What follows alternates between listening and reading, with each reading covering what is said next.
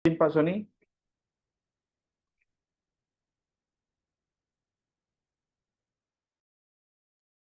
Silakan, lanjut. lanjut.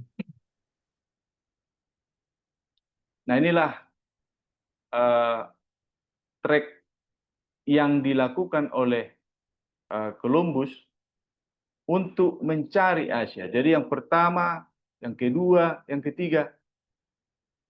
Dan Columbus memberi laporan ke Raja Spanyol bahwa dia sudah menemukan Asia. Itulah sebabnya Columbus memberi nama orang di sana Indos atau India. Karena dia mengaku sudah menemukan. Tapi Raja Spanyol bertanya di mana rempah-rempah. Itu yang belum ditemukan. Dan sampai akhir ajalnya Columbus, dia tetap percaya bahwa dia sudah tiba di Asia. Tetapi saudara-saudara, dia sebenarnya menemukan suatu benua yang Tuhan peruntukkan untuk menyelamatkan gerejanya. Jadi Columbus tidak tahu bahwa ia menemukan Asia. Yang ia tahu, dia sudah tiba di Asia. Tapi dia sebenarnya, Columbus tidak tahu bahwa ia menemukan Amerika. Sampai dia wafat. Jadi inilah keyakinan bahwa dia sudah tiba di Asia. Padahal di, di benua Amerika. Dan benua Amerika sendiri bukanlah diberikan oleh Columbus, tetapi seorang bernama Amerigo Vespucci. Inilah yang sadar bahwa ini bukan Asia, sehingga berubahlah informasi saat itu bahwa Columbus menemukan Asia. Saudara-saudara, ini trek perjalanan Columbus yang pertama, kedua, ketiga, dan yang terakhir. Dan tidak pernah tiba di Asia. Saudara-saudara, kita sudah melihat bagaimana Tuhan merancang sedemikian rupa, menggunakan hal yang sederhana, tetapi maksud Tuhan akhirnya tergenapi. Bumi datang menolong perempuan itu. Jadi Wahyu 12 ayat 15-16. Lalu ular itu menyemburkan dari mulutnya air sebesar sungai ke arah perempuan itu, supaya ia dihanyutkan sungai itu. Tetapi bumi datang menolong perempuan itu. Ia membuka mulutnya dan menelan sungai yang disemburkan naga itu dari mulutnya. Jadi ular datang menyembur dari mulutnya air. Kalau di Wahyu pasal 17 itu bangsa-bangsa. Jadi dia hamburkan banyak orang ke arah perempuan itu. Tetapi bumi atau yang tadi benua yang baru yang kosong itu menolong perempuan itu dengan apa? Membuka mulutnya. Jadi ia menelan sungai yang disemburkan naga itu dari mulutnya. Dan saudara, naga menyembur dengan mulut, bumi menolong dengan mulut. Dan kita tahu pada akhirnya nanti bumi akan juga mulutnya akan berbicara seperti naga. Jadi saudara-saudara, pada fase ini bumi ini masih pro kepada gereja Tuhan. Karena ia membuka mulutnya menolong perempuan itu atau gereja Tuhan. Jadi apa artinya mulut? Jadi kalau mulut kita tahu bahwa itu merujuk kepada suatu perintah atau dekrit atau aturan dari kongres atau yang berwenang pada saat itu, pada sebuah negara. Jadi ketika bumi datang menolong perempuan itu, ia membuka, ini bukan mulut seorang, tetapi ini adalah suara hukum. Nah, jadi saudara-saudara, ini adalah suara politik atau suara negara. Jadi, atau otoritas legislatif atau ini. Jadi mulut dilambangkan adalah suara legislatif, suara hukum, atau dekret pemerintah, atau perpres. Inilah yang dimaksud mulut. Jadi dengan mulut, ia menolong gereja. Apa rupanya yang dilakukan oleh gereja, sehingga dia bisa menolong perempuan itu adalah First Amendment. Jadi pemisahan antara gereja dan negara. Jadi Kongres tidak bisa membuat undang-undang yang mengharuskan pendirian suatu agama, atau melarang pelaksanaannya secara bebas, atau membatasi kebebasan berbicara, atau pers, atau hak rakyat untuk berkumpul secara damai, dan mengajukan petisi kepada pemerintah untuk menyampaikan keluhan. Jadi negara tidak boleh mencampuri urusan agama atau urusan gereja. Dan itu diperkuat oleh Thomas Jefferson tahun 1802. Dia apa dia katakan? Harus ada dinding pemisah antara gereja dan negara. Jadi inilah dengan mulut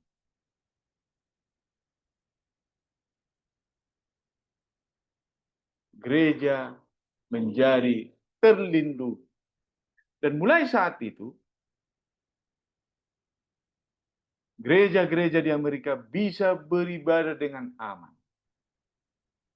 Itulah saudara-saudara, hanya dengan satu hukum bisa melindungi gereja Tuhan sejak 1802. Jadi tidak ada intimidasi kepada gereja mulai saat itu sampai detik ini. Tetapi saudara-saudara, apa dikatakan? Pada akhirnya nanti,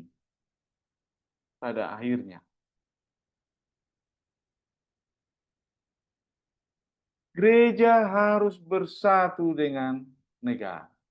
Negara akan mengurusi gereja dan gereja akan mengurusi negara. Sekarang belum.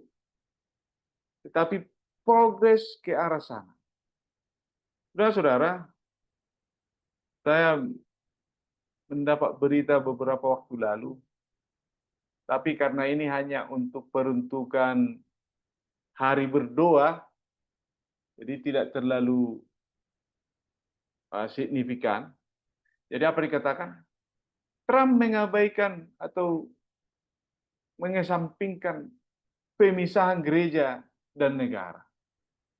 Mendirikan Komisi Kebebasan Beragama. Jadi ada konstitusi Amerika, udahlah dulu, lupakanlah dulu. Jadi kalau pernyataannya di dalam ini di video, itu lupakan aja dulu. Kita ini dulu untuk kali ini aja. Itu kira-kira poinnya. Jadi apa yang dia katakan dengan tegas? Kami membawa agama kembali ke negara kami. Dan ini adalah hal yang besar. Itu kata Trump beberapa waktu lalu. Jadi saudara-saudara, gereja aman di Amerika karena ada pemisahan urusan negara dan gereja. Tetapi saudara-saudara, Roh Nubuat mencatat, bila mana agama dan gereja bersatu, akan mengulangi masa kegelapan 1260 tahun masa kegelapan supremasi agama dan negara akan menghasilkan penganiayaan yang tidak selaras dengan kehendaknya mereka. Jadi saudara-saudara, kita sudah bisa melihat agenda ke depan ini adalah bagaimana gereja dan negara bersatu. Sehingga terbentuklah patung binatang. Jadi Amerika Serikat akan menyerupai binatang yang pertama dalam hal gereja dan negara adalah satu sejak semula. Sejak ia mendapat supremasinya tahun 538, ia menyatukan gereja dan negara. Namun kenapa dia belum melakukan? Karena power masih ada di Amerika saat ini. Namun bila mana Amerika sudah mengikuti binatang pertama, maka seluruh dunia akan melihat lalu makna dua kaki yang terlewat. Saudara-saudara, ini yang tidak kalah penting.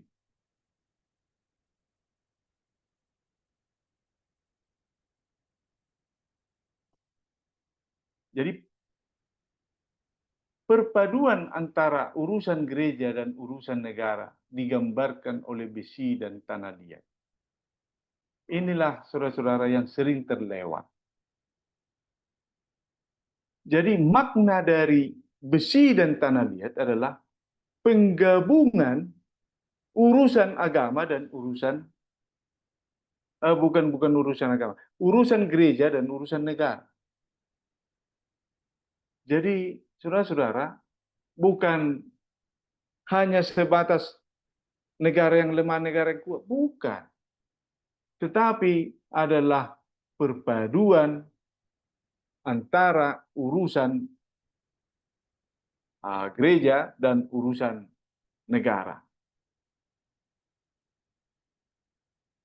Penggabungan ini melemahkan seluruh kekuatan gereja. Jadi kalau negara sudah bercampur dengan gereja, tidak tahu lagi batas-batasnya, maka dikatakan akan melemahkan seluruh kekuatan gereja. Artinya gereja tidak akan menyampaikan yang benar lagi, tapi menyampaikan maunya pemerintah. Memberikan kekuasaan negara kepada gereja akan membawa hasil yang buruk. Jadi saudara-saudara, memberikan kekuasaan negara kepada gereja akan membawa hasil yang buruk.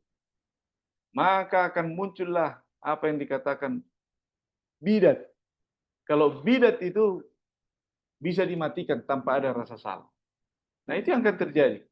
Manusia hampir melewati batas kesabaran Allah. Mereka telah menginvestasikan kekuatan mereka dalam politik dan bersekutu dengan.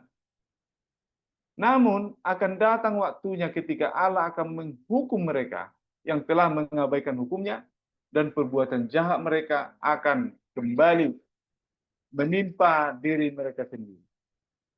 Saudara-saudara, dan ada satu lagi yang lebih afdol. Besi dan tanah liat.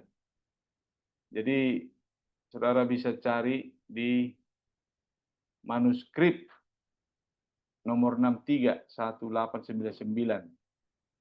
Jadi dituliskan di sini untitled manuscript karena belum dikompil ke buku. Tetapi saudara bisa lihat di software Ellen G. White. Kutipan ini didapat di sana. Jadi apa dikatakan? Kita telah sampai pada zaman di mana pekerjaan suci Allah diwakili oleh kaki patung, di mana besi dicampur dengan tanah liat. Jadi yang perlu kita perhatikan tetap kaki, bukan jari-jari.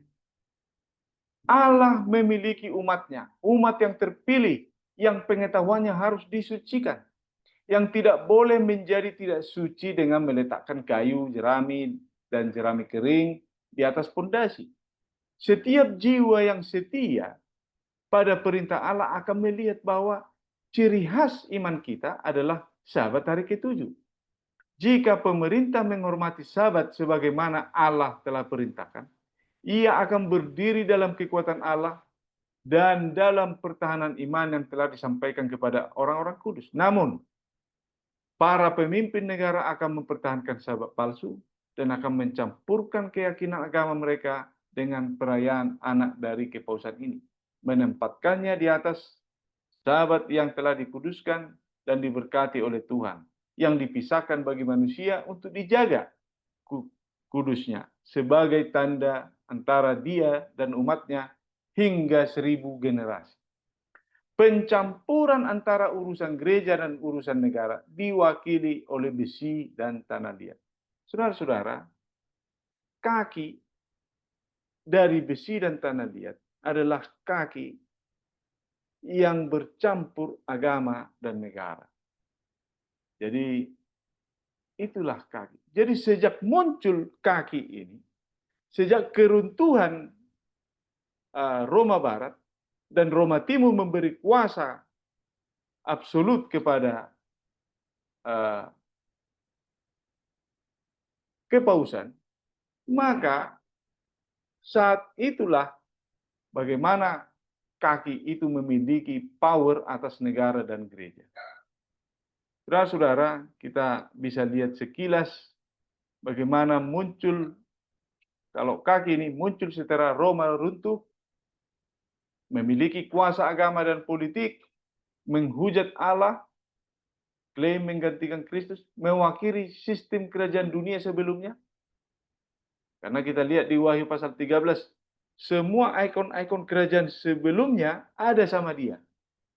Artinya dia adalah pewaris kerajaan yang sebelumnya. Berdiri di atas warisan Babel Roma.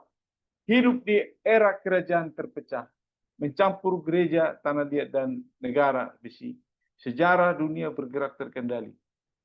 Iblis bekerja melalui sistem religius politik. Kekuasaan terakhir sebelum kedatangan Kristus bersumber dari Roma, menggabungkan iman dan paksaan. Dunia sedang kembali ke model kaki besi dan tanah liat. Saudara-saudara, kita kembali lagi ke yang tadi.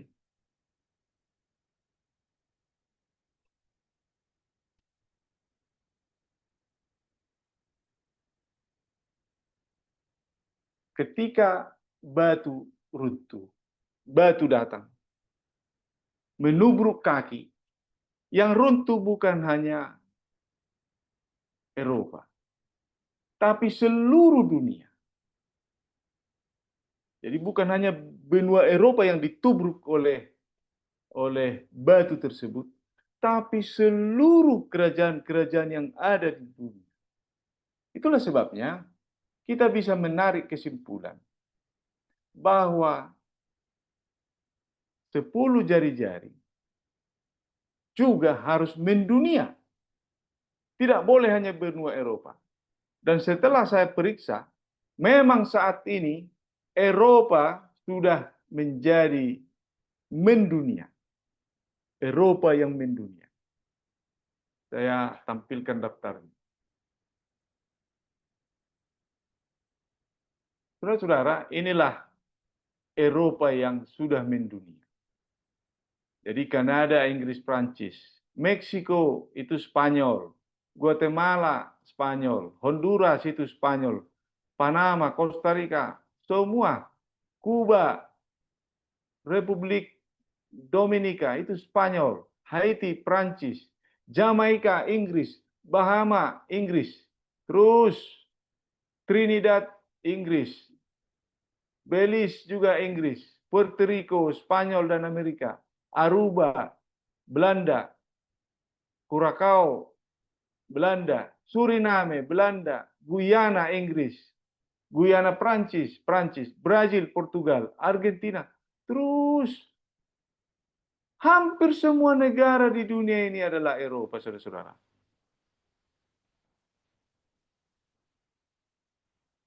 Seluruh negara di dunia ini adalah Eropa. Jadi ketika batu itu menubruk tepat di kaki, dan 10 jari-jari, maka seluruh kerajaan-kerajaan tumbang. Kenapa? Karena Eropa sudah mendunia.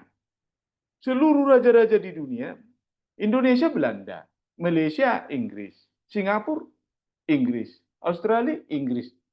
Jadi seluruh kerajaan di dunia ini adalah representasi dari Eropa.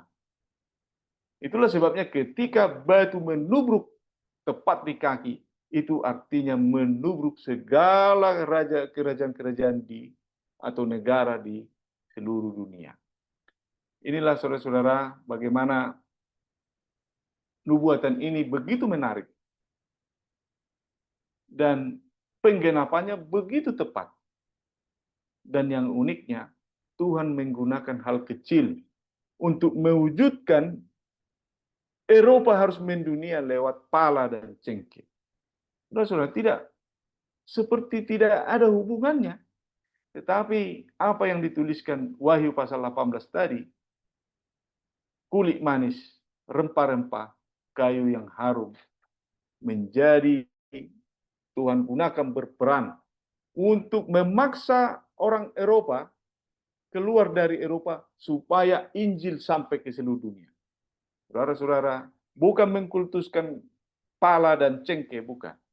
Tetapi dari sinilah kita lihat seperti ayat Yesaya tadi, bahwa Tuhan menggunakan seluruh sudut bumi. Berpalinglah kepada aku dan biarkanlah dirimu diselamatkan. Hai ujung bumi, ujung-ujung bumi, sebab akulah Allah dan tidak ada yang lain. Bukan hai timur atau hai barat, hai utara, bukan. Seluruh ujung-ujung bumi Tuhan jangkau dengan berbagai cara. Nah, namun dalam hal ini rupanya hal yang sangat sederhana Tuhan pakai, yaitu pala dan cengkeh yang ada di Indonesia bagian timur. Dan terakhir saudara-saudara, sekitar 2 bulan lalu juga pandangan J.D. Vance menentang pemisahan atau tidak setuju dengan pemisahan gereja dan negara. Jadi sikapnya ini dianggap selaras dengan nasionalisme Kristen, dengan menganjurkan pengaruh Kristen yang lebih besar dalam kehidupan publik, meyakini bahwa Amerika Serikat pada dasarnya adalah negara Kristen. Dan ini sudah viral ini, bahwa Amerika adalah negara Kristen. Ini sangat berbahaya dan mendukung para pemimpin agama untuk kembali terjun ke politik guna mempromosikan kebenaran Alkitabiah yang kontras dengan konsep tembok pemisahan Jefferson. Jadi menentang apa yang Thomas Jefferson, Presiden ketiga Amerika Serikat, sampaikan, kita harus memisahkan gereja dan negara. Dan mulai saat itu aman berbakti di Amerika. Namun presiden sekarang dengan wakil presidennya ada gerakan yang ngetrend sekarang, koalisi menafsir kembali First Amendment. Jadi ini yang sedang hot sekarang di Amerika. Mereka membentuk koalisi mendorong supaya konstitusi pemisahan gereja dan negara itu ditinjau kembali. Dan saudara-saudara, dan saya yakin itu akan gol. 2 kaki merujuk kepada sistem negara dan gereja bersatu yang muncul setelah Roma Barat runtuh. Tidak lain dari Wahyu pasal 13. Jadi 2 kaki itu merujuk binatang dari laut dan dari darat. Walaupun sekarang Amerika belum mewujudkan ciri-ciri binatang yang dari laut, tetapi pada akhirnya dikatakan patung binatang itu akan berdiri. Patung binatang artinya sistem yang di Amerika akan menyerupai binatang pertama, yaitu gereja mengurusi negara dan negara mengurusi gereja. Inilah sedikit pembahasan yang bisa saya bawakan. Tuhan memberkati kita semua. Puji Tuhan, terima kasih banyak Saudara Richard yang sudah memberikan pembahasan yang begitu baik pada sore hari ini. Dan kita sekarang ini kelihatannya sudah waktu tutup Sabat di waktu Indonesia bagian tengah ya. Jadi saya minta tolong ini kalau bisa Bapak Maromon, Samuel Maromon bisa tolong pimpin kita dalam doa tutup sabat dulu. Nanti kita akan lanjutkan. Bagi yang ingin melanjutkan, ini ada sesi juga tanya jawab dan nanti kita akan berikan kesempatan. Tapi tolong Pak Samuel Maromon bisa pimpin kita dalam doa tutup sabat untuk Indonesia bagian tengah.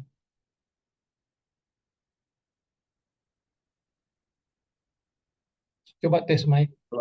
Baik, Ya, silakan. saya nggak bisa buka ini karena ini lagi melawat ke rumah teman kami. Silakan. Baik, kita berdoa. Tuhan Allah Bapa yang bersemayam dalam tahta kerajaan surga, Allah yang sangat dahsyat, yang memberikan pengetahuan kepada kami umat-umat Tuhan. Tuhan, terima kasih di mana hari Sabat Tuhan telah berikan untuk kami dan untuk dapat bisa memuji dan besar nama Tuhan. Kami sangat bersyukur dan berterima kasih. Saudara Richard, semua orang dapat memberikan pelajaran dengan baik. Berkati keluarga ini Tuhan. Berkati istri dan anak-anaknya. Tuhan, kami saat ini, kami akan menutupi Sabat yang suci yang Tuhan telah berikan. Dan saat ini kami akan menghadapi minggu bekerja. Tapi kami tidak tahu apa yang akan terjadi pada satu minggu ini. Terima kasih, kami percaya dengan bimbingan Tuhan, sumber segala sesuatu dapat memberikan kepada kami perlindungan, penjagaan, dan Tuhan akan memberkati kami semua. Terpujilah Tuhan dari kekal. Kami serahkan semua ini jadi hanya di dalam tangan yang indah. Yesus Kristus sebagai juru selamat, kami telah berdoa. Amin. Terima kasih. Amin. Saudara Samuel Maromon yang sudah memimpin kita dalam doa. Saudara-saudara, tadi kita sudah mengikuti ya pembahasan yang begitu dalam mengenai kaki ya. Dan tadi juga disinggung mengenai church and state. Jadi negara dan agama ini bergabung. Ada nubuatan yang mengatakan seperti itu. Saya ada video yang memberikan update tentang church and state di Amerika, bagaimana mereka sudah mulai campur tangan antara agama terhadap negara, bahkan di sekolah-sekolah, di public school. Mungkin saudara-saudara sudah banyak yang saksikan, tapi ada juga yang belum saksikan. Kalau saudara tidak keberatan, sebelum saya jawab, saya share sedikit aja. Tidak panjang, saya pikir bagus itu untuk kita saksikan. Beberapa menit aja saya coba share ya. Mudah-mudahan bisa bermanfaat.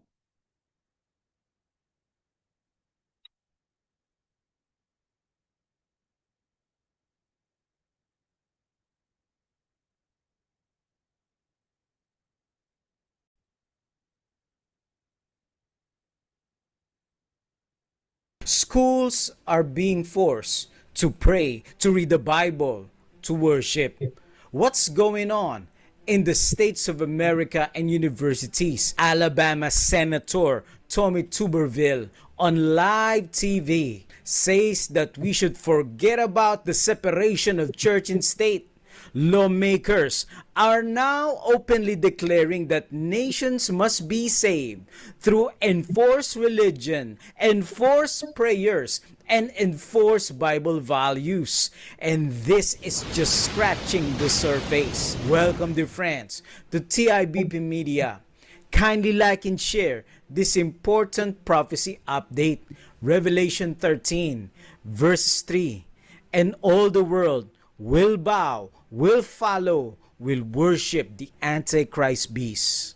Later, we have one in almost every school across the country. And that's where you have to start. You have to start in family, you have to start in schools, prayer in schools, Bible in schools. When we kicked it out and we turned God the other direction, our country turned the other direction. Yeah, Bible classes, the school is Larry right now, and it gives us hope. But we have a lot of these universities that are absolutely the opposite direction. Part of the American story. I don't want to separate that church and state. I don't want to separate that church and state. I don't want to separate that church and state. That part, the Bible, if you don't want to read it, don't read it. But there's a lot in the Bible. And here's Trump. Look, he has often said God saved him for a purpose. His whole administration, the second term, may be providential. Wow. They are declaring on live TV that the separation of church and state should end and instead unite them for the benefit of saving America. Essentially putting God, prayer, and the Bible back into American life. But we see on scripture that when church and state unite, persecution happens. Crucified Jesus and the disciples were prohibited in preaching about the gospel. The flame of Christian nationalism is spreading like wildfire, and lawmakers are openly declaring for religious laws, Sunday laws, uniting church and state. Only through forced religion can America be great again. They believe that America must return to religion. Sunday religion. Senators and lawmakers are being influenced by Trump, and Trump being influenced by Project 2025. We have more people praying. The churches are coming back. I don't know if you've been reading that story, but religion is coming back to America. The state of Alabama is now forcing schools to pray and pledge allegiance or suffer penalty. Why are they doing this enforcement and their religious laws? What happens when the church becomes the state and the state becomes the church? This is President Trump speaking about religion, not only in public schools but private schools and many other places. Forbes.com says, Trump loves 10 Commandments and public schools, says Louisiana law could be a major step in religion revival. First, we witness in California, school board supporting 10 Commandments in classrooms. Then Oklahoma, CNN.com. Oklahoma State Superintendent announced all schools must incorporate the Bible and the 10 Commandments in the curriculum. Then we have Louisiana. Louisiana will require also the 10 Commandments displayed in every school classroom. Then in North Dakota, the recent bill, the whole state to acknowledge the kingship of Jesus Christ. North Dakota GOP lawmakers introduced bill to acknowledge the kingship of Jesus Christ. And even in Idaho, Idaho lawmakers wants to cultivate morality through mandated public school, Bible reading. A new bill in Alabama would require daily prayer in schools at the risk of slashing funds. Public schools, now they want to enforce students and teachers, the schools, to pray or suffer risk of losing money. This is the principle of the mark of the beast. What is the mark of the beast all about? The mark of the beast is if you don't worship, you cannot buy or sell. You have to go along with this false worship or suffer privation or suffer financial penalty.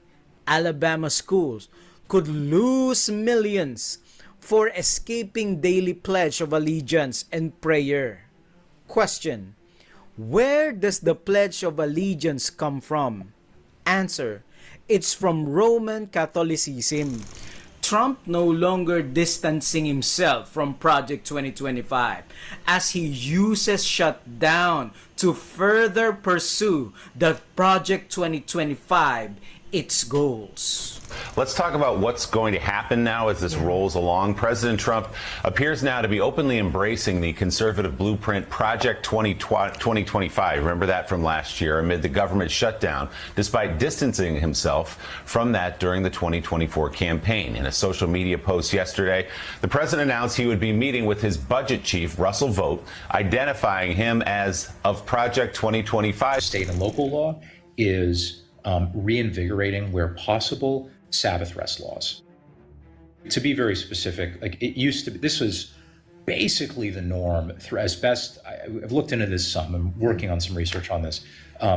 Really going literally dating back to Constantine and his recognition of Christianity in the Roman Empire, that you've had a pretty consistent tradition in Western civilization of taking Sunday off from commerce. One of the interesting proposals that you've laid out in Project 2025 handbook from Heritage is stuff around the Sabbath. Mm-hmm. What are some of the ideas that you have there? Yes. This is, it sounds controversial. Mm-hmm. In many respects, it is a return to something that basically always everyone ever had. Mm-hmm. And it's specifically the idea of encouraging Sabbath rest through discouraging commerce, encouraging Sabbath rest through discouraging commerce, encouraging Sabbath rest through discouraging commerce on the Sabbath. The proposal that's in our book is amending the basic federal overtime law, Fair Labor Standards Act, to require that overtime be paid for all work done on the Sabbath. You see, dear friends, the state and federal lawmakers are overstepping their biblical jurisdiction. Just like in Romans 13, it says that we should obey the laws of the land. Caesar can only address the second table of the Decalogue, not the first. The counselor went to King Darius in the Daniel chapter 6. Pikir cukup sampai di situ, masih ada lagi, tapi saya pikir saudara sudah dapat ya penjelasan tadi untuk church and state bagaimana di Amerika sekarang sudah sementara mengarah ke sana semakin dekat. Baiklah saudara-saudara sekalian, saya lihat masih ada partisipan yang bertahan. Sebelum kita masuk ke sesi tanya jawab, saya mengundang dulu ya Saudara Grace Lopati untuk pimpin kita dalam doa sebelum sesi tanya jawab. Silakan Saudara Grace.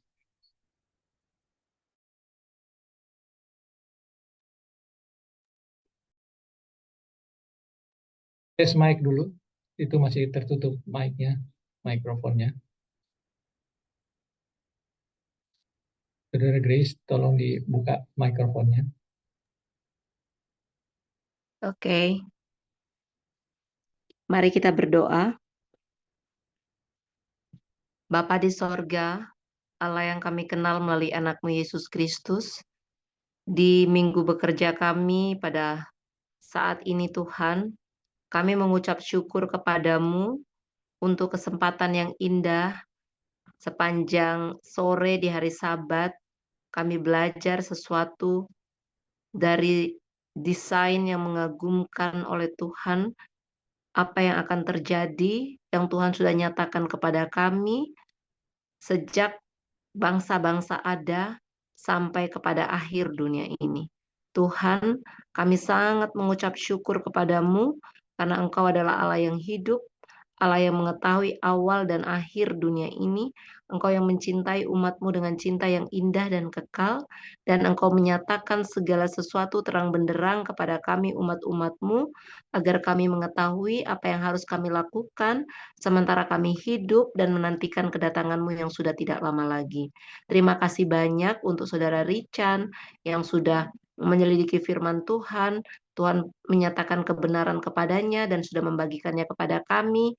Biarlah kami semua diterangi oleh firman Tuhan yang terang benderang, dan kami semakin mengagumi Tuhan dan mengasihi Tuhan dalam hidup kami, dan kami dengan kekuatan yang berasal dari Tuhan, kami akan pergi dan menyatakan kebenaran kepada orang-orang yang kami kasihi, dan kepada siapa saja kami dipanggil Tuhan untuk menyatakannya, sehingga banyak orang akan mengetahui kebenaran dan bersedia bagi kedatangan-Mu yang tidak lama lagi. Kami berdoa untuk sesi tanya jawab pada sore hari ini, malam hari ini, biar Tuhan, kami yang kurang pengertian, kami boleh menanyakan dengan baik apa yang kami ingin ketahui, dan kami boleh mendapatkan jawaban-jawabannya dari pertemuan kami bersama ini, sehingga menjadi berkat bagi kami satu sama lain. Terima kasih banyak karena Tuhan mendengar dan menjawab doa kami. Terima kasih banyak juga Tuhan akan memberkati saudara kami, saudara Richan, diberikan hikmat, bertambah-tambah, dan dengan hikmat yang berasal dari Tuhan dapat menjawab pertanyaan-pertanyaan yang akan diberikan pada malam hari ini. Terima kasih untuk mendengar dan menjawab doa kami, karena kami sudah berdoa dan mengucap syukur hanya dalam nama Yesus, Tuhan dan Juru Selamat kami. Amin. Amin. Terima Amin. kasih, Saudara Grace.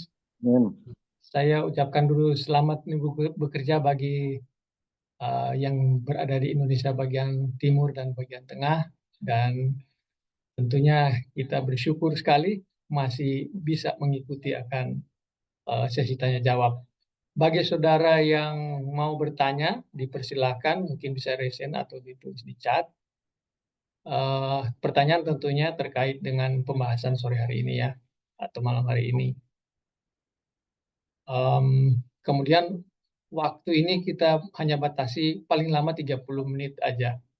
Nanti kalau belum selesai mungkin nanti kita lihatlah, mungkin sesi atau apa berikutnya, apa namanya, Zoom meeting berikutnya. Baik, ada yang mau bertanya? Saya lihat dulu di chat ya.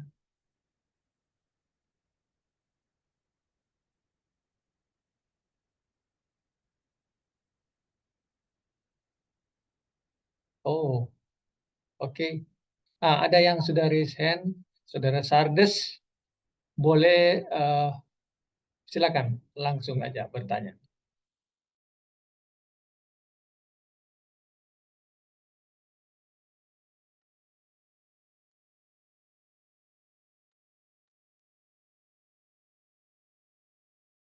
Silakan Saudara Sardes, buka mic-nya.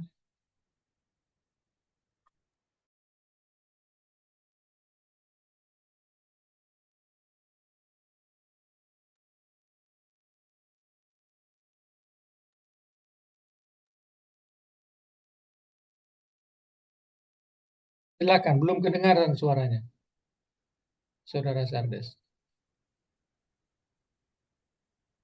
Kelihatannya masih ada masalah di mikrofon Saudara Sardes. Saya berikan kesempatan dulu Saudari Hendricks ya, nanti Saudara Sardes bisa juga ada kesempatan berikut. Silakan.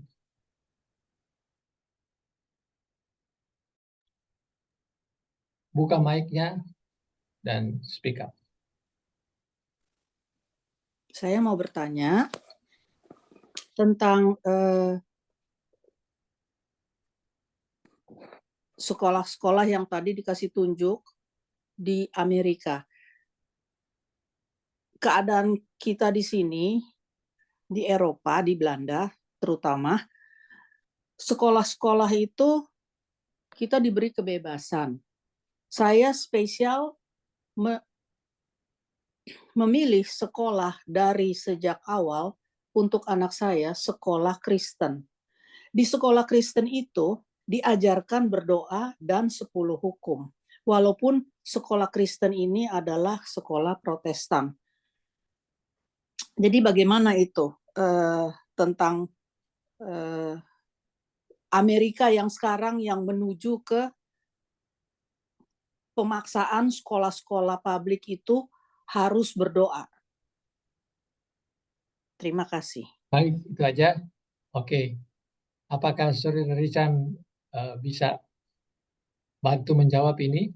Tadi ada saya tunjukkan juga bagaimana video ya di Amerika, sekolah-sekolah sudah mengarah ke sana, karena itu juga memberikan apa namanya bukti-bukti bahwa nubuatan kita itu sudah mulai digenapi. Saudara Richan mungkin bisa bantu. Oke. Baik, ini pertanyaan yang bagus ya. Jadi di Amerika mengizinkan kembali, tetapi bukan sebenarnya poinnya di mengizinkan kembali, tapi pemerintah mulai mencampuri aspek agama. Itu sebenarnya poinnya. Jadi bukan di bagaimana 10 hukum harus dipajang di sekolah. Saya rasa tidak ada yang salah dengan itu. Hanya saja mengingat konstitusi Amerika melarang pemerintah mencampuri hal-hal agama. Sementara yang Amerika lakukan saat ini, walaupun bagus secara pandangan baik gereja maupun masyarakat, tapi ada hal yang signifikan ditabrak oleh aturan itu, yaitu apa? Konstitusi Amerika yang melarang negara mencampuri urusan agama, apalagi secara spesifik kepada gereja. Nah, itu sebenarnya. Jadi mereka setting ini, yang saya dapat informasi beberapa waktu lalu, ada 2 segmen yang mereka masuki, ya sangat soft, tidak main kasar. Ini masih lembut-lembut, yaitu bagaimana 10 hukum dipajang di sekolah, dan juga bagaimana tenaga kerja harus beristirahat pada hari Minggu. Jadi kalaupun dipaksa bekerja harus overtime dan ada hitungannya. Saya kira itu tidak, secara pertimbangan masyarakat itu tidak terlalu masalah. Yang jadi masalah, kenapa negara sudah ikut-ikutan mencampuri urusan agama. Kalau udah mencampuri urusan agama, nanti konstitusi Amerika akan ditinjau ulang apakah masih relevan. Itu yang kita takutkan. Jadi ini masih tahap awal bagaimana mereka merubuhkan konstitusi Amerika yang ada tembok pemisah antara negara dan gereja. Sekarang tembok itu sedang dicongkel-congkel, sehingga udah mulai negara menyentuh-nyentuh bagian gereja. Nah, itu saya kira, Bu. Jadi bukan masalah apa yang dilakukannya itu yang salah, tetapi bahaya ke depan bila mana negara sudah mulai mencampuri agama. Nah, jadi tentu sekarang pasti yang baik-baik dulu ditonjolin. Yang tidak baiknya nanti atas nama agama, semua yang bertentangan dengan ini harus, kan pada akhirnya nanti hukum mati. Itu yang bahayanya. Tapi yang sekarang kan masih harus dipajang hukum, tenaga kerja harus berhenti pada hari Minggu, kalau dipaksa harus ada. Jadi masih main soft yang sekarang ini, tetapi dampaknya sudah menabrak konstitusi Amerika. Begitu, Bu Teri. Terima kasih. Ya, terima kasih. Terima kasih, Pak. Berarti negara Eropa ini masih bebas dibandingkan dengan negara Amerika. Begitu, Pak? Kalau masalah Eropa, ya saya belum dapat informasi bahwa ada, kan kalau yang kita bahas ini kan Amerika, ada ayat yang mengatakan bumi menolong perempuan dengan mulutnya, artinya dengan undang-undangnya dia menolong. Di Eropa saya tidak tahu apakah ada undang-undang perlindungan kebebasan beragama, saya kurang kopi. Hanya saja mengingat 1260 tahun terjadi penganiayaan gara-gara negara dan gereja saling mencampuri, maka terjadilah penganiayaan. Ketika yang di Prancis menangkap Paus, Jenderal Napoleon Berthier kah? Berthier. Maka berhentilah saat itu penganiayaan, kan? Tapi apakah setelah itu ada undang-undang yang memproteksi penganiayaan muncul? Saya kurang kopi, Bu Teri. Tapi kalau ada ya syukurlah. Ya, karena saya nggak pernah alami itu, saya nggak pernah dengar, karena kita di sini masih dibebaskan untuk beragama. Jadi tidak ditentukan. Kita sendiri sebagai rakyat memilih. Hanya itu aja. Iya. Terima kasih. Baik, Bu Seri, terima kasih. Boleh saya ini sedikit ambil waktu? Boleh ya? Oke, silakan. Nanti habis itu Saudara Simpson ya.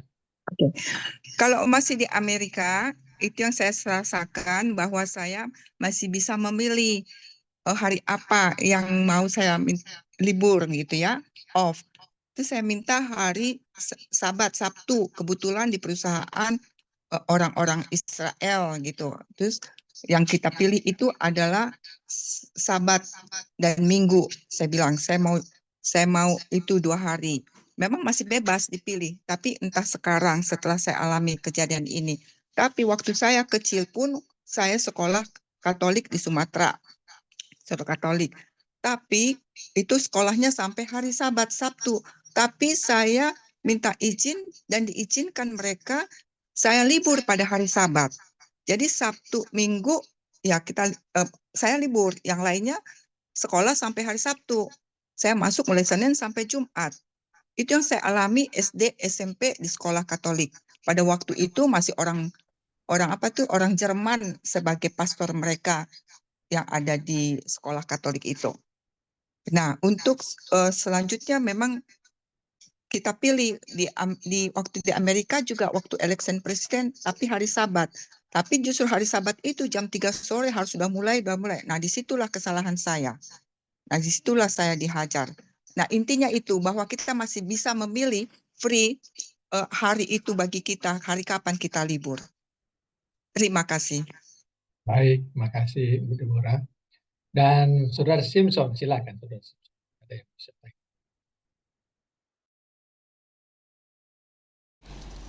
Shalom, kedengaran suara saya? Jelas. Ya, yang saya mau tanya poinnya penting tadi kan kita punya pembicaraan mengenai tadi apa tidore, ya kan, macam tidak punya berperan. Ya, jadi mungkin ditegaskan lagi bahwa 10 jari kaki itu kata cuma Eropa ya. Ternyata Eropa sudah ada seluruh dunia ya, oleh karena masalah rempah-rempahnya, Pak. Begitu Pak Richard ya? Benar Pak Simpson, benar. Oh ya, jadi mungkin ada yang klaim kan cuma Eropa itu. Ternyata memang Eropa sudah mendunia sampai ke seluruh dunia ya. Jadi luar biasa ya. Jadi bukan cuma orang-orang Eropa aja yang di dalam nubuatan ini. Tapi kita kaji lebih jauh lagi, ternyata bahwa memang Eropa sudah sampai di Asia, sampai di Amerika, sampai di mana. Jadi semuanya adalah dengan Eropa semuanya. Jadi memang firman Tuhan itu adalah benar-benar tergenapi ya. Tergenapi. Jadi kita memang harus bersiap-siap. Waktu yang sudah sangat singkat sekali ini. Terima kasih.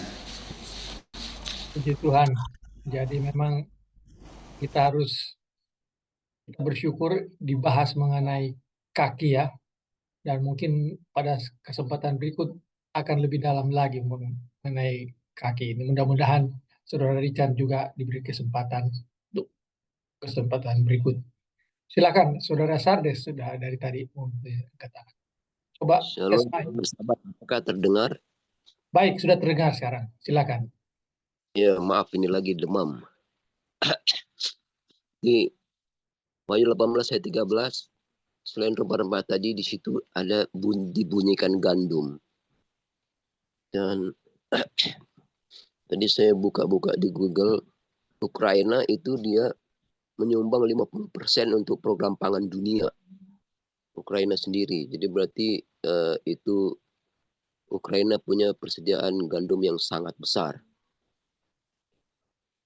Pertanyaan saya, kalau Rusia berusaha untuk menguasai Ukraina, lalu Amerika mau menguasai Venezuela yang banyak sekali persediaan minyaknya katanya. Apakah ada hubungan Daniel pasal 2 tadi terhadap persediaan pangan Ukraina? Mungkin begitu pertanyaannya Pak Richard. Terima kasih. Ya, silakan Pak Richard. Baik, terima kasih. Jadi mungkin tidak akan memuaskan jawaban saya, cuman terkait Ukraina secara spesifik saya perhatikan tidak berhubungan. Walaupun mungkin nanti ditarik ke suplai pangan apa semua, mungkin apa namanya jalurnya berbeda. Tetapi yang kita bahas saat ini, ya walaupun tadi menyinggung Wahyu pasal 18, bahwa ada daftar komoditi yang relevan di akhir zaman yang berhubungan dengan gerejanya. Rupanya ada gandum itu juga ya.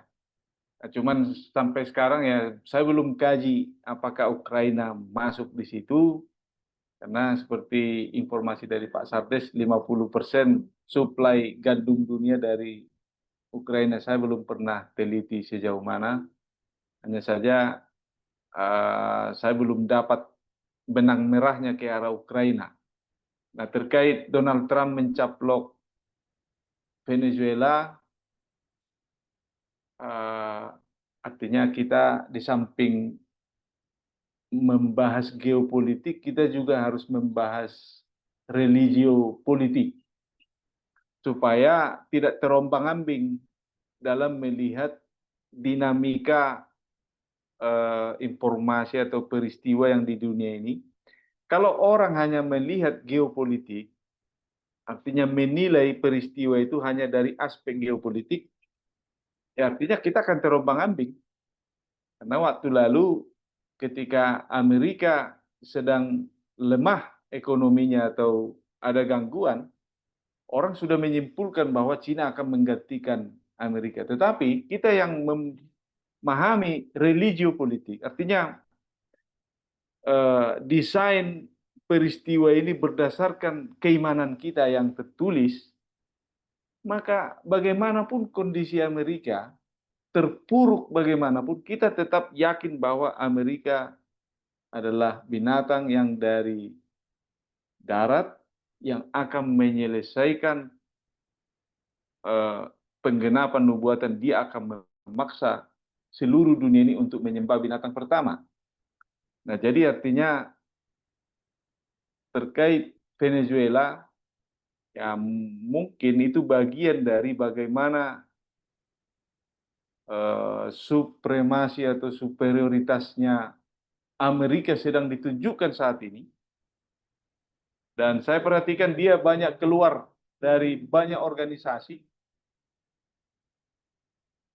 Namun ada beberapa yang dia tidak keluar dari organisasi PBB. Organisasi tenaga kerja dan juga organisasi lingkungan hidup. Saya belum bisa simpulkan sekarang kenapa yang dua ini tidak. Karena kita tahu bahwa Paus Leo adalah pemimpin serikat buruh dunia dan serikat pengusaha dunia. Ini Paus Leo yang sekarang, karena ensiklikal Paus Leo 13 dia akan lanjutkan, artinya tampuk tongkat komando itu dia estafet ke yang sekarang, bahwa agenda untuk mengendalikan serikat buruh dan serikat pengusaha sekarang ada di tangannya. Nah, jadi itu saya kira bahwa Amerika sedang menunjukkan superioritasnya sekarang ini, dan bagaimana dia mau mencaplok Greenland, ya kalau nggak mau lembut, main kasar. Nah, itu omongan seorang superpower begitu. Jadi kalau nggak mau main lembut, saya culik, kira-kira begitu juga. Jadi Amerika sedang mempertontonkan superioritasnya. Tetapi kalau masalah suplai minyak, suplai pangan, saya belum kaji sampai ke sana. Tapi kalau Amerika akan menjadi tetap penguasa sampai akhir, nah itu pasti tertulis. Itu Bang Sardes. Terima kasih. Mudah-mudahan sudah menjawab Bang Sardes ya, walaupun mungkin masih harus sedikit lagi mengenai Ukraina.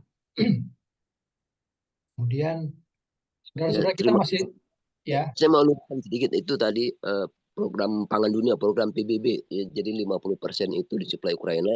sebelum perang mereka. Itu aja yang saya mau luruskan. Terima kasih, Pak Richard. Baik, makasih Pak Kades dan juga Bang Richard yang sudah memberikan jawabannya. Saudara-saudara, kita masih punya waktu sekitar 10 menit lagi bagi yang masih ada yang mau bertanya.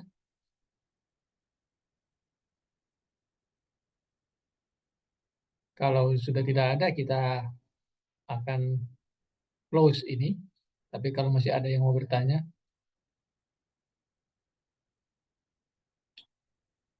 mudah-mudahan masih ada sesi berikut ya. Kita rindu untuk pekabaran-pekabaran seperti ini. Ini betul-betul jarang dibahas. Kita dibukakan pikiran bagaimana Tuhan bekerja luar biasa. Tuhan itu. Mau tanya dong. Oke, silakan. Ya, tadi bagaimana Bang Richard menghubungkan Indonesia, Belanda, dan juga negara-negara yang lain? Dasar penafsirannya atau alasannya kenapa itu begitu? Terima kasih. Baik, terima kasih Bang Pandi. Jadi saya bukan karang-karang ya, jadi tentu saya harus mengumpulkan buku-buku sejarah yang menuliskan bagaimana pelayaran dari Portugis. Jadi yang saya cari itu apa sih target atau tujuan mereka berlayar itu?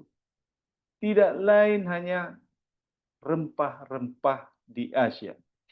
Nah, jadi tidak disebutkan di dalam buku itu menuju Tidore atau tidak. Tetapi menuju sumber rempah-rempah di Asia. Nah, setelah sampai di Malaka, mereka sempat perang tahun 1511. Mereka Malaka kalah, lalu lanjut ke Brunei dan terus dari ujung Sulawesi Utara, tibalah di Tidore sumber rempah-rempah yang dimaksud. Akhirnya mereka berulang-ulang ya pulang balik. Artinya target yang dimaksud adalah memang Tidore, Ternate, Ambon, dan Sanger juga, karena itu bagian dari Tidore atau Ternate juga. Dan juga ke Flores dan Papua. Itu yang saya sampaikan tadi, sejarah Majapahit sudah mengenal Papua abad ke-15. Tapi nama merujuk Papua bukan Papua. Saya nggak tahu yang kenapa sekarang Papua, dulu Onim disebut. Nah, Onim itu adalah pedagang-pedagang atau suku Papua yang ada di pelabuhan-pelabuhan untuk menjual hasil kayu yang harum dari hutan. Tidak disebutkan juga bahwa itu gaharuka atau cendana, tidak disebutkan, tapi hasil hutan, kayu-kayu yang harum. Nah, jadi bukan saya yang menghubung-hubungkan, tetapi memang sejarah mencatat Portugis menuju Indonesia, bolak-balik, dan 2 abad kemudian Belanda ikut, Inggris ikut. Nah, itulah, jadi bukan saya yang membuat rangkaiannya, tetapi kita tinggal baca aja ceritanya bahwa mereka rupanya target awalnya itu memang menuju rempah-rempah, karena yang tadi saya sampaikan bahwa Ottoman memblokir jalur perdagangan. Nah, jadi ya inilah cara Tuhan itu dimunculkan Ottoman, Wahyu pasal 9, lalu jalur perdagangan dari Eropa menuju Arab atau Yaman terblokir, akhirnya yang Eropa kocar-kacir, ya kita harus cari jalur lain, jalur laut. Nah, itulah ceritanya Pak Pandi. Jadi, makasih. ya. Makasih. Wah, mungkin mungkin saya belum berhasil menyampaikan. Maksud saya tadi kan ketika Abang menjelaskan itu dalam rangka menjelaskan bahwa 10 kerajaan itu harus mendunia. Dan ketika itu Abang buat daftar banyak sekali negara dan semua dihubungkan ke kerajaan dari Eropa itu. Nah, bagaimana Abang menyebutkan Indonesia sebagai Belanda dan juga negara lain? Misalnya Australia sebagai Inggris, Singapura adalah Inggris gitu. Apakah karena pernah menjajah sehingga ideologinya adalah bisa disamakan dengan Belanda, atau hukumnya atau apanya gitu. Oke, baik, terima kasih. Jadi ketika kita menyatakan Indonesia ini Belanda bukan karena ya memang karena pernah dijajah, tetapi karena dasar-dasar hukum kita masih dipengaruhi oleh hukum Belanda. Jadi sekarang ini aja, baru tahun-tahun ini aja mereka mau ganti itu KUHP kah, apakah. Tetapi pada dasarnya hukum di Indonesia ini copy paste dari hukum Belanda. Nah, di Singapura juga Commonwealth hampir semua berkiblat ke hukum di Inggris. Artinya pengaruh hukum Inggris inilah yang mempengaruhi orang ini. Nah, demikian juga yang di Meksiko, demikian.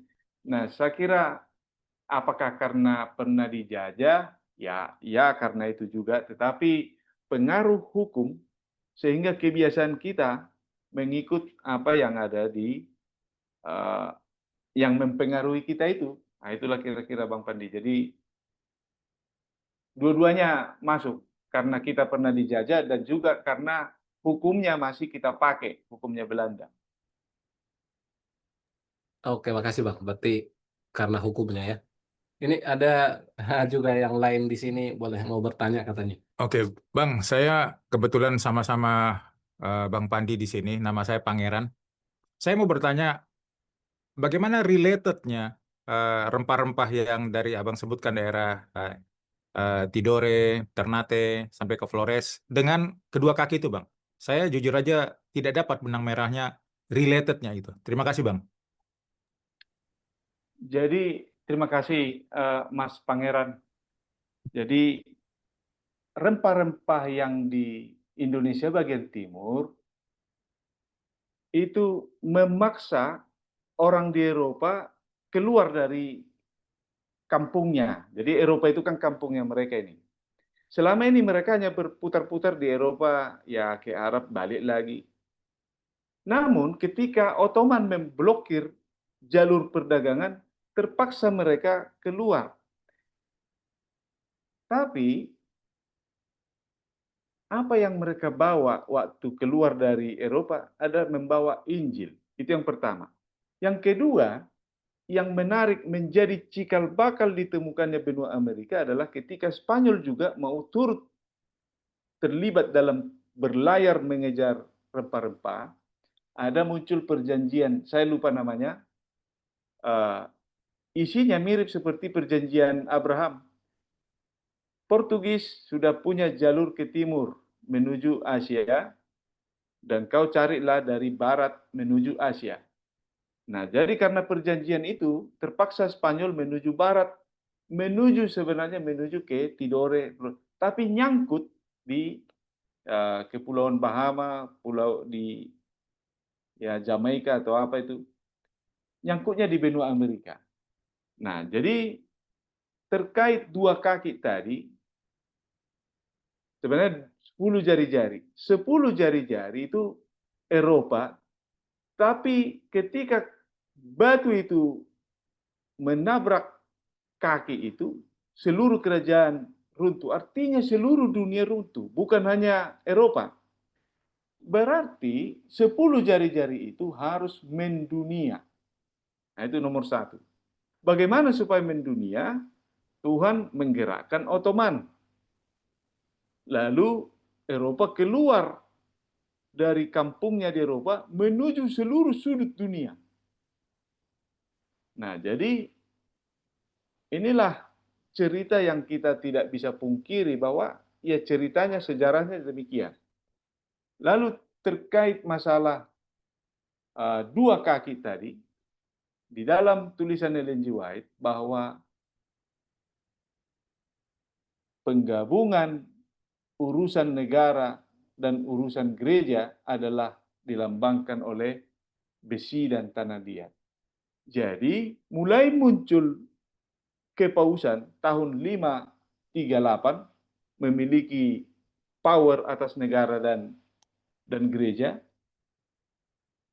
dan kelak pun, jadi kelak pun yang di Wahyu 13 itu, khususnya Amerika, juga akan mengikuti pola binatang yang pertama. Jadi itulah yang sebabnya saya sampaikan juga tadi bahwa awalnya Amerika ini melindungi atau menolong perempuan dengan mulut, pada akhirnya Amerika itu akan memaksa, menganiaya juga pakai mulut. Mulut artinya apa? Tindakan hukum atau hukum yang berlaku di satu negara itu. Jadi artinya produk Kongres di Amerika Serikat.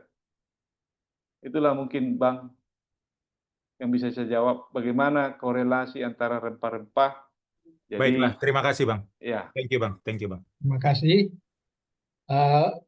Waktunya sudah berakhir, tapi saya kasih kesempatan ada 2 orang nih yang bertanya, yang resign. Pertama Saudara Albert, nanti berikut NT ya. Saudara Albert terus.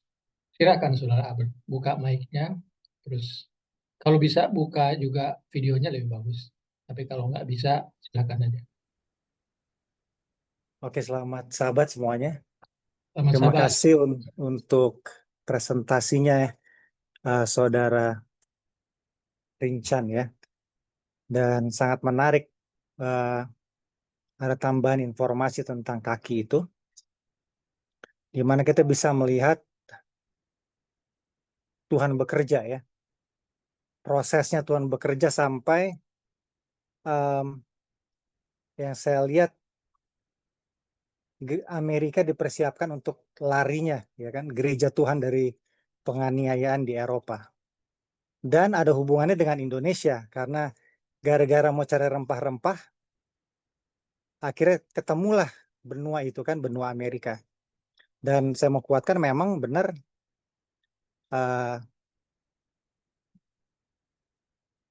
mereka datang untuk ke Indonesia. Makanya di Manado tuh banyak keturunan-keturunan ya. Keturunan dari orang-orang yang cari rempah-rempah ini. Jadi puji Tuhan untuk itu.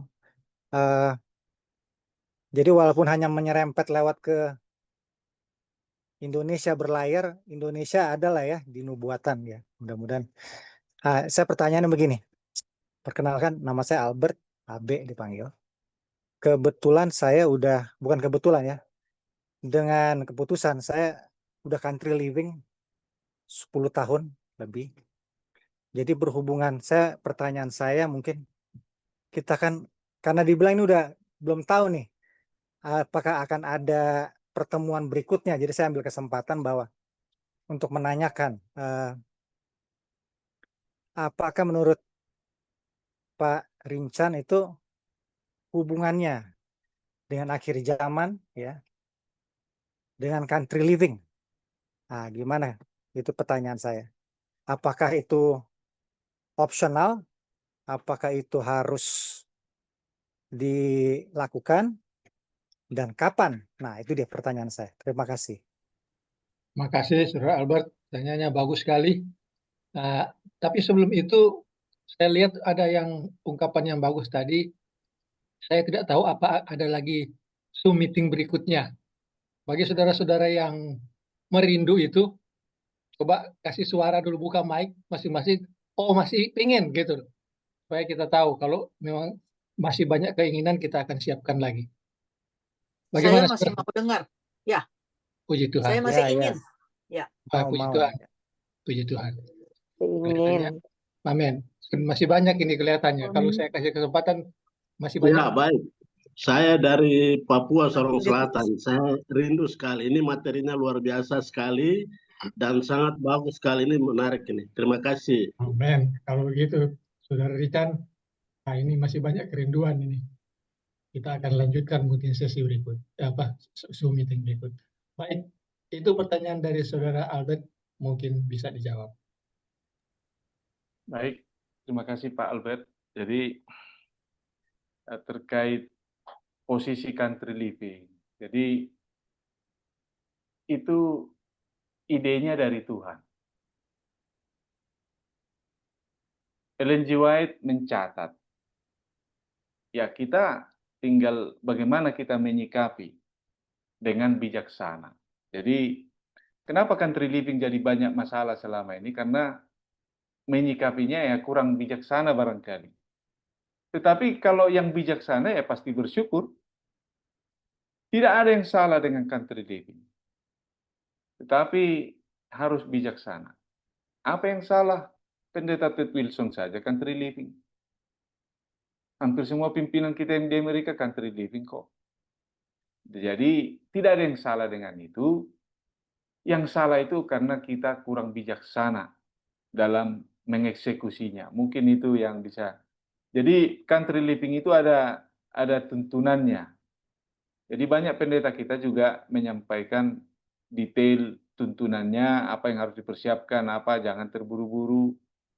Karena bukan hanya kita sendiri yang berangkat, kita juga harus pastikan istri, anak, apa semua.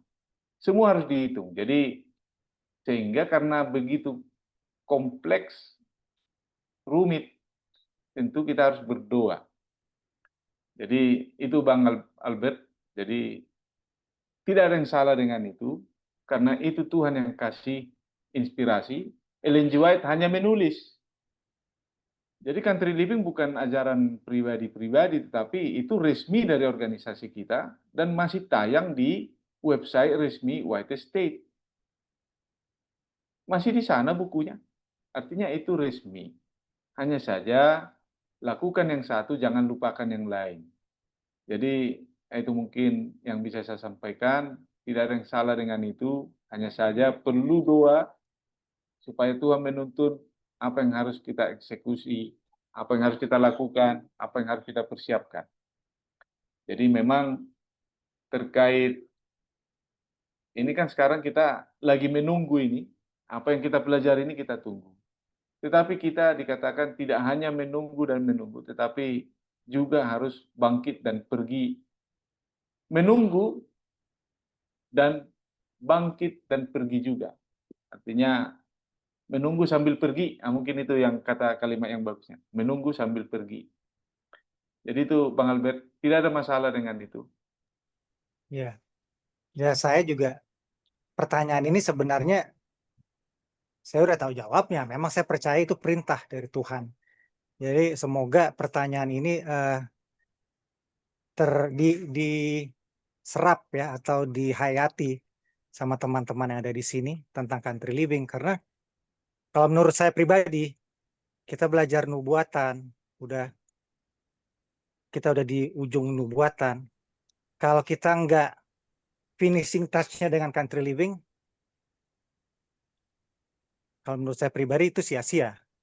Karena kita harus begitu. Tapi keselamatan itu pribadi ya. Keselamatan pribadi Tuhan punya Tuhan. Ya mudah-mudahan pertanyaan ini menjadi berkat buat kita yang ada di sini. Itu terima kasih. Udah itu aja. Terima kasih. Narasumber juga tuh sudah country living di Sangatta tuh. Puji Tuhan. Moderator gimana moderator? Kalau moderator? Iya. Moderator udah country living nggak? Karena kita ngomong pergerakan ekonomi, ini kan digital money kan sedang disosialisasi tahun ini. Tahun 2029 mau digenapi, kita nggak bisa jual beli lagi kan gitu kan? Artinya kita nggak punya banyak waktu gitu. Harus ada tempat untuk kita punya makan sendiri, kecuali kita memang bergantung sama sistem dunia gitu. Sandelo ini ancang-ancangnya tahun ini pertengahan tahun udah dilegalkan sama legislation di Amerika gitu loh. Jadi 2026, 2027, 2029 itu akan sosialisasi tuh Sandelo. Sampai akhirnya death decree kan gitu. Jadi seperti itulah keadaannya kita. Kenyataan ya di dunia ini ya kan. Berbahagialah yang sudah bersiap lebih dulu. Betul. Jadi tujuan saya mau motivasi dan promosi, mengajak juga gitu ya. Jadi dengan berita Venezuela aja mereka udah akuisisi ya kan, kemana-mana. Wah, jadi saya mulai lebih rajin lagi menanam karena ada waktunya makanan itu nggak bisa dibeli, jual beli, memang harus makan dari hasil kita sendiri gitu aja. Baik, memang ada pernah dikatakan bahwa kita harus melepaskan diri dari support dunia ini kan. Kalau enggak, ya kita tergantung sama dunia ini. Baik, makasih Saudara Albert. Nah, ini yang terakhir. saudara atau saudari Enti. Silakan tes mic. Tes mic dulu. Masih ada kah, saudara Enti? Apakah suara saya terdengar cukup jelas? Saya pakai HP. Oh, silakan. Bagus, saudara Enti. Silakan. Terdengar cukup jelas? Jelas, jelas. Oke, baik. Jadi begini, mungkin sebagian besar dari peserta di sini masih agak meraba-raba atau kabur antara judul dengan apa yang didapatkan pada materi Zoom hari ini. Nah, cuman yang saya dapatkan kurang lebih begini, koreksi kalau salah. Jadi penggenapan nubuatan sesuai dengan judulnya dengan Indonesia itu adalah dari sisi pengaruh. Pengaruh kekuasaan Eropa dari dulu sudah dirasakan Indonesia dalam hal penguasaan sumber daya alam, dalam hal ini rempah-rempah. Itu yang saya tangkap dari Zoom hari ini. Kan begitu. Nah, pertanyaan saya ada dua. Pertama, apakah mungkin penggenapan itu juga dari sisi pengaruh Eropa dalam hal penguasaan sumber daya di Indonesia ini tergenapi juga? Karena sekarang kalau kita perhatikan, tadi sudah disampaikan Pak Richan, pembicara, kalau kita melihat dari geopolitik, harus diperhatikan juga dari sisi kacamata religi, keagamaan. Karena kalau diperhatikan, ada pemetaan penguasaan sumber daya. Misalnya sumber daya alam di Papua untuk negara Eropa A, negara B. Sumber daya alam di Kalimantan, di Sumatera. Nah, sedikit banyak negara Eropa berkuasa di sana. Di balik itu adalah perusahaan-perusahaan negara Eropa. Apakah itu bisa dikatakan penggenapan nubuatan juga dalam hal sisi pengaruh? Karena masing-masing kerajaan dari patung Nebukadnezar itu pengaruhnya mendunia. Jadi apakah dari sisi itu juga merupakan penggenapan pengaruh dalam hal ini perdagangan juga? Kalau sekarang sumber daya alam yang ada di Indonesia. Itu yang pertama. Yang kedua, sehubungan dengan kaki-kaki. Apakah boleh dibilang penggenapan juga ini?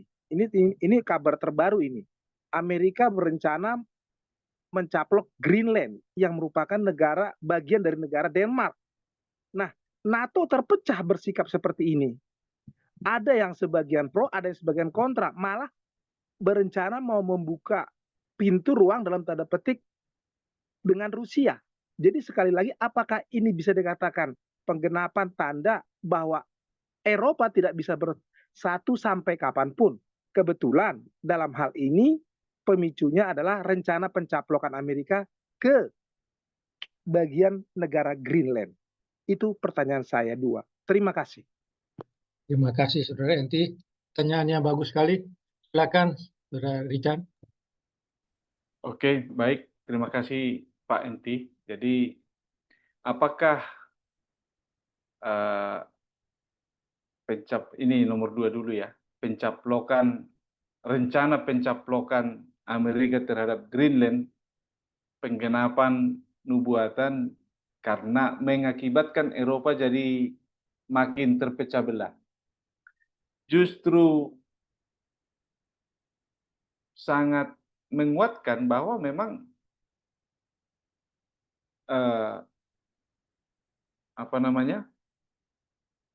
kerajaan-kerajaan yang di Eropa itu ya tidak bisa bersatu. Kalau sekarang semakin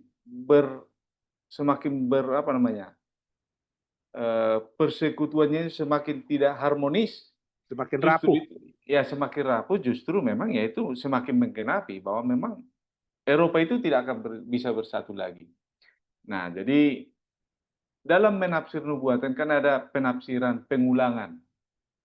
Jadi kalau zaman mungkin sebelum ada roh nubuat, yang ditafsir besi bercampur tanah liat itu kan yang lemah dan yang kuat, hanya sebatas itu informasinya kan. Tetapi setelah ada roh nubuat, akan menguatkan bahwa juga rupanya negara dan agama bersatu. Jadi ada dua ini penafsiran, bukan saling menyalahkan, tetapi ada repetisi penafsiran yang berbeda tetapi seirama. Nah, jadi itu terkait masalah Greenland. Tetapi yang perlu saya sampaikan bahwa tindakan Amerika saat ini hanyalah menunjukkan superioritasnya, bahwa dia adalah negara adidaya, superpower. Jadi itu yang dipertontonkan, yang saya lihat sekarang ini. Jadi bukan masalah Eropanya kocar-kacir, mau bergabung ke sana kemari, kita tidak melihat itu. Tetapi penggenapan yang kita petik dari peristiwa ini bahwa Amerika semakin dikdaya. Semua dilawan. PBB dilawan. Rusia, Cina didikte. Jadi ini saya sering sampaikan kepada orang-orang yang meragukan bahwa Amerika akan tetap superpower. Saya sampaikan, Amerika mungkin Anda lihat lemah untuk saat ini, tetapi lihatlah ayat itu, bahwa seluruh kuasa binatang pertama itu akan diatraksikan dalam Amerika.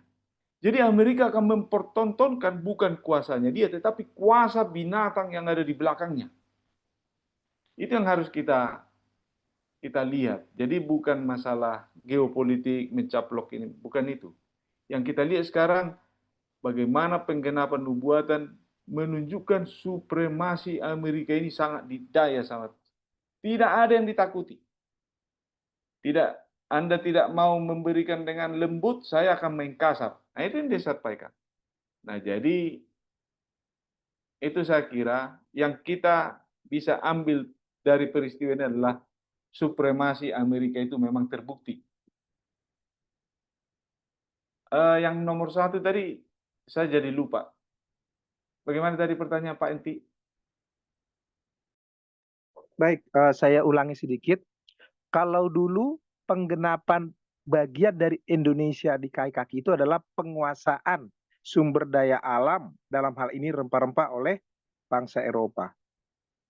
Apakah nanti di akhir zaman seperti sekarang ini, penguasaan tersebut dan pengaruh tersebut akan berulang? Dalam hal ini sumber daya alam yang ada di Indonesia. Misalnya, perusahaan A milik negara Eropa ini menguasai Papua, sumber daya alam Papua, menguasai sumber daya alam Sumatera, menguasai sumber daya alam di Kalimantan. Apakah penggenapannya bisa dikatakan itu penggenapan juga dari sisi pengaruh dalam hal penguasaan sumber daya alam? Karena di balik perusahaan-perusahaan besar itu negara-negara Eropa. Jadi pengaruhnya mendunia juga. Terima kasih. Ya, kalau dihubung-hubungkan sih pasti ada dampak ya, tetapi kalau dari sisi nubuatan, ya yang pasti yang kita tahu bahwa keruntuhan Amerika akan diikuti oleh seluruh dunia. Jadi keruntuhan ekonomi Amerika akan diikuti seluruh dunia. Nah, jadi terkait dinamika akuisisi perusahaan, pengambilan lahan, izin tambang, apa semua ini hanyalah bagian dari dinamika saja saya pikir. Sementara yang kita tahu bahwa ekonomi Amerika pasti akan runtuh. Kapan? Ketika patung binatang itu berdiri. Amerika akan runtuh secara ekonomi, namun diikuti seluruh dunia. Nah, jadi kita tidak bisa katakan Cina dikdaya, Rusia dikdaya. Seluruhnya akan runtuh, tetapi di antara yang runtuh ini, Amerika masih yang paling super. Nah, itu yang kita tahu. Jadi terkait pergeseran kepemilikan lahan tambang atau lahan-lahan ini, ya itu hanya bagian dari dinamika saja saya kira, Pak Enti.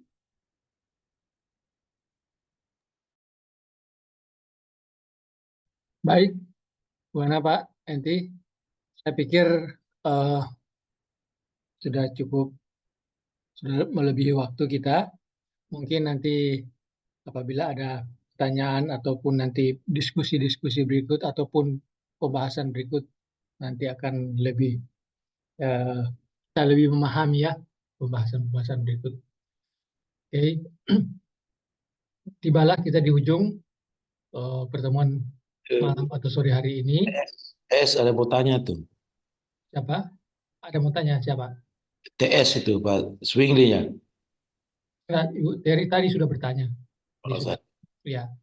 Jadi nanti kita lanjut lagi lah ya. Ini sudah melewati waktu yang sudah ditentukan. Untuk itu saya serahkan closing statement sekaligus nanti langsung doa tutup.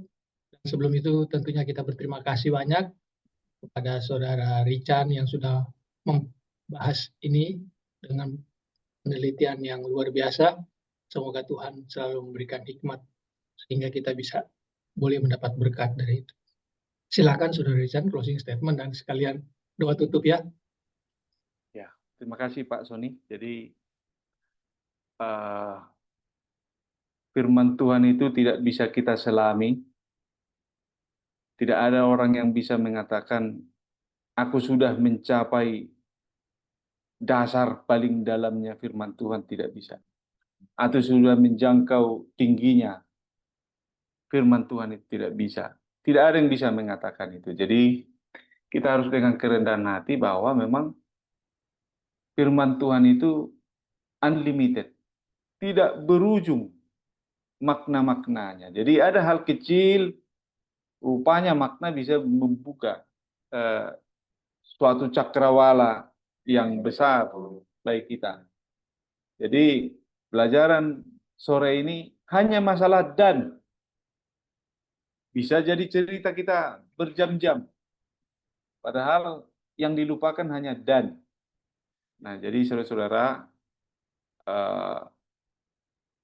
apa yang Tuhan sudah sampaikan, jangan sampai seperti yang fenomena di gereja kita saat ini. Malas betul kalau udah mendengar firman atau seminar Daniel pasal 2. Jadi ini fenomena dan hampir di mana-mana saya perhatikan begitu.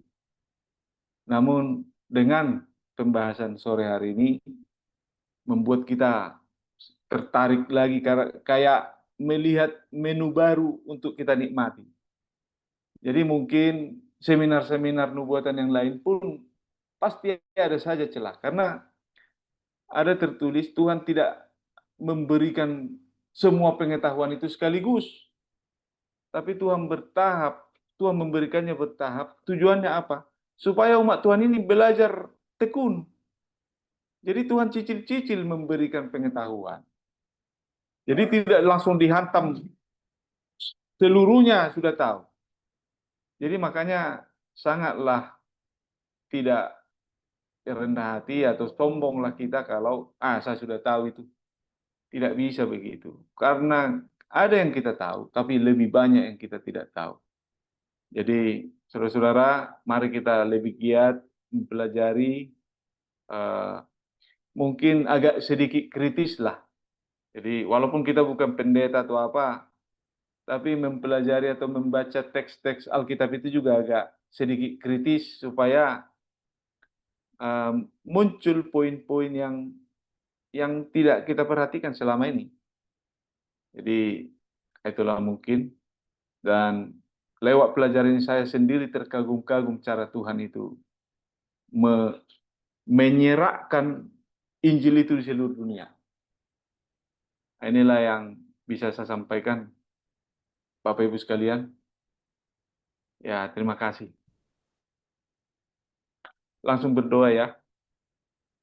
Kita berdoa. Ya Allah Bapa kami yang bersemayam dalam kerajaan surga, terpujilah Engkau Allah yang baik, yang penuh kasih, yang telah menyediakan segala sesuatu untuk kami ketahui. Namun kami Tuhan terlalu banyak kesombongan kami, merasa sudah tahu, ternyata lebih banyak yang kami belum tahu, yang masih tersimpan dalam perbendaharaan surga untuk diberikan kepada kami bila mana kami meminta dan menggalinya. Tuhan, tolonglah kami, umat-umat-Mu yang rasa haus, lapar akan firman-Mu. Biarlah Tuhan berikan sedikit demi sedikit pengetahuan tambahan bagi kami untuk menyemangati rohani kami. Bahwa memang firman-Mu, Alkitab ini adalah sumber segala pengetahuan. Tuhan, kami yang bergabung pada sore hari ini, pada malam hari ini, biarlah roh-Mu senantiasa menuntun masing-masing kami, memenuhi pikiran kami, memperbaharui tabiat kami untuk dibentuk seturut dengan tabiat Kristus. Berikan kami hati yang rendah hati dan hati yang taat. Namun kami sadar Tuhan, kami banyak kelemahan, kekurangan. Tolonglah kami. Biarlah Engkau yang berkuasa dalam hidup kami. Berkati semua peserta yang hadir malam hari ini. Berkati keluarga-keluarga, anak-anak. Biarlah Tuhan menyertai senantiasa. Terpujilah Engkau Allah kami. Kami persembahkan doa ini hanya melalui nama Yesus, Tuhan dan Juru Selamat kami. Amin. Amin. Amin. Puji Tuhan. Amin. Ya, Terima kasih. terima kasih, Saudara Terima Richard. kasih. Kasih. Semua. Terima kasih. Terima kasih. Salam Abang Bremen. Pak. Aku. Selamat bekerja semuanya. Tuhan berkati. Amin. Terima kasih. Terima kasih. Semoga pertemuan berikut kita masih ketemu lagi. Amin. Amin. Amin. Amin. Amin. Amin. Terima Ya, kasih. Terima kasih. semuanya. Keluarnya di Pak, mana? terima kasih. Terima kasih. Dari tadi juga walaupun nggak pernah ada ketemu. ada itu Meke lagi. Ya. Ayo Oh, terima ya, Bu kasih. Mika. Iya. Ada luar biasa. Oh, kalau udah kayak gini speechless. Kita walaupun kelelahan di sana.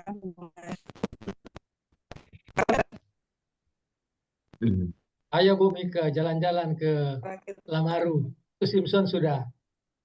Kemarin barusan kami. Bahkan sampai ke tempat Saudara Richard di Sangatta. Senang ada bagaimana. Iya, mampir ke rumah. Harus sebelum kami Apa nanti? ke Amerika nih itu ini. Kita harus saling mendoakan dulu ini. Saya masih Jakarta. Tadi pertanyaan begitu dia bilang Amerika Adida itu. Mereka juga tahu kan sementara keluarga kita ada di Amerika dan mereka udah tahu di mana mereka udah atau sendiri. Oke. Ada yang bilang selamat itu sendiri-sendiri katanya. Bisa urusan dengan keluarga apalagi anak itu yang nggak ada kan. Tetap aja kaki kita ada. Jadi kita memampukan. Saudara Albert ini di lokasi country living kah sekarang? Saudara Albert Ruus, AB.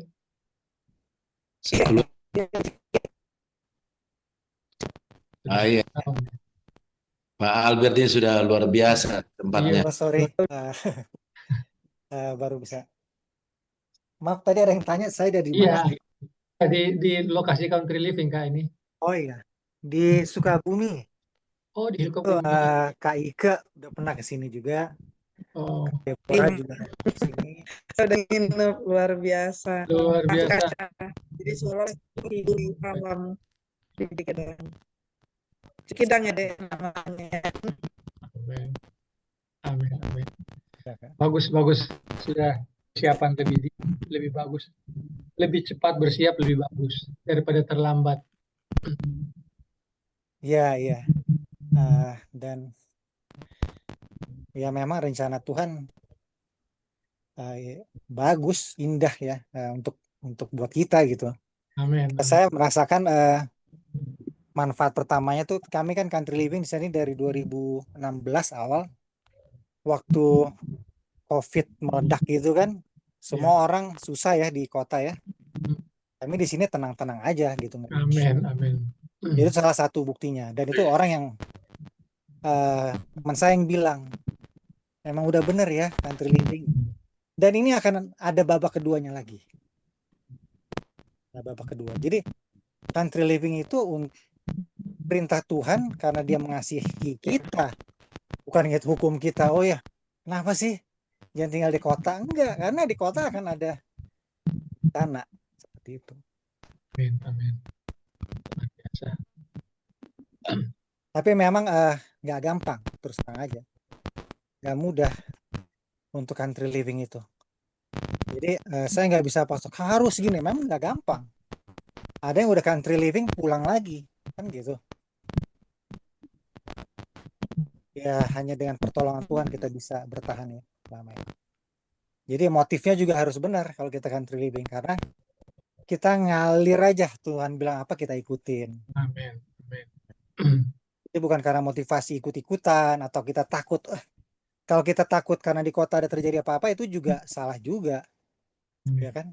Walaupun benar kan? Betul, betul, betul. Sekarang banjir, entah segala macam penyakit udah di situ semuanya. Nanti akan dipersulit, listrik dimatiin, air dimatiin, nggak bisa jual beli, ya kan gitu kan? Betul. Jadi tadi saya tanya, apakah pekabaran akhir zaman ini ada hubungannya dengan country living? Kalau iya, kapan kita harus itu? Itu yang walaupun nggak dijawab, karena memang susah juga jawabnya ya. Tapi kalau sekarang, it's a good time to get out from the city. Kita masih ada kesempatan. Ya kan? Jangan nanti memang sudah stuck sama sekali, baru mau cari, udah terlambat gitu. Nanti pertemuan berikut, kalau Tuhan kehendaki, dan sudah siap, saya akan putar juga video bagaimana ada beberapa video yang mengatakan bahwa get out from the city now. Nah, bahkan seharusnya sudah sebelumnya, tapi sekarang katanya. Nah, ada lagi video-video seperti itu. Kita sebelum mulai saya akan putar-putar video sedikit. Ya. Baik. Ya, tapi memang sulit memang ya. Jadi butuh di encourage orang-orang. Mungkin butuh waktu ya untuk encourage orang karena terjebak di pekerjaan dan kesibukan di kota gitu. Iya. Oke. Baik. Sampai di sini dulu kita permisi. Saya mau quit. Semoga masih ketemu lagi Bu Mika ya, Pak Albert Rus, Moti Grace, dan Simpson. Kita masih ketemu lagi dengan pertolongan Tuhan pada meeting berikutnya. Puji Tuhan, terima kasih Grace, terima kasih semua yang sudah hadir, bahkan masih bertahan sampai sekarang ini. Oke, selamat minggu bekerja. Selamat minggu bekerja. Ya, selamat minggu bekerja dari Batam. Salam sehat. Wah, iya ada dari Batam.